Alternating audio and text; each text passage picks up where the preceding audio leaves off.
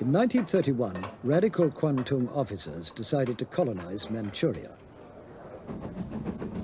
They manufactured an incident by blowing up a section of the railway. They then presented it to the outside world as an unprovoked attack by Chinese troops. Only years later did the full story emerge. The fact that the Manchurian incident arose as a result of a Japanese plot was known only to a very few people. I think that Japan managed to conceal it very skillfully. I've recently managed to find one of the soldiers who was directly involved in the incident. According to him, Kawamoto Chu-yi and two other soldiers went off down the railway line at about 10:30 at night. Kawamoto gave the order to halt. "You two keep guard on both sides," he said. Kawamoto was doing something furtively behind him. Suddenly, he shouted for them to get down, and the railway line blew up. Then Kawamoto said, "The Chinese army has just blown up the Manchurian railway. Let's go immediately and tell everyone."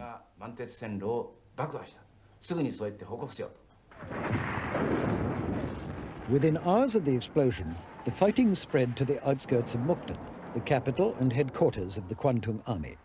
A senior staff officer there, Tadashi Katakura, recalls the need for a quick decision, whether to cover up and press on or withdraw. There was a meeting of the chiefs of staff, following a phone conversation with the army commander, who'd just returned. We all wore Japanese kimonos, except Ishihara, who appeared in his military uniform. Before the meeting, 4 of us talked under a willow tree in the garden of the headquarters. We agreed that it looked like a plot concocted by Ishihara and Itagaki, and we discussed what we ought to do.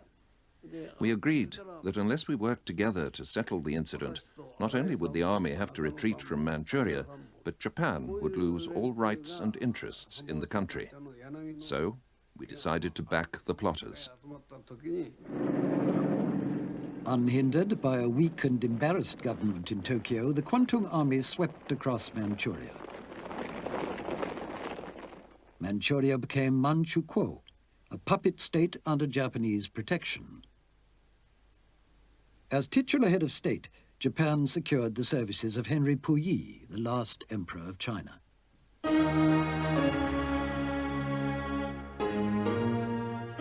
China appealed to the League of Nations, but the League was an instrument of conciliation, not an international police force. It sent an Englishman, the Earl of Lytton, to investigate. His report condemned Japan. Manchuria, you will see on this map, is a part of China situated north of the Great Wall. It is about the size of France and Germany combined. Trouble began on the 18th of September last year when Japanese troops occupied the town of Mukden. And the excuse given by them was that Chinese soldiers had blown up a section of the South Manchuria Railway and fired upon a Japanese patrol. We found that the Japanese occupation of this large part of China was not justified on the ground of self-defense, and that the new state which had been set up was a Japanese protectorate rather than a genuine case of Manchurian self-determination. The issue is very critical, and the peace of the world hangs in the balance. Lord Lytton's verdict was overwhelmingly endorsed by the League, to the fury of Japan's delegate Yosuke Matsuoka. I call on His Excellency Mr. Matsuoka, delegate of Japan.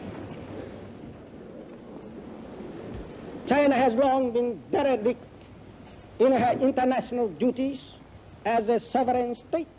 Matsuoka accused the Western imperial powers of hypocrisy, pointing out that they had been the first to acquire interests in China. And with that, he and Japan walked out of the League. At home, Matsuoka was treated as a hero. Defying the great powers, Japan had made off with a share of the decaying Chinese empire. As for the League, it had shown itself to be ineffective, and it was never to recover its authority.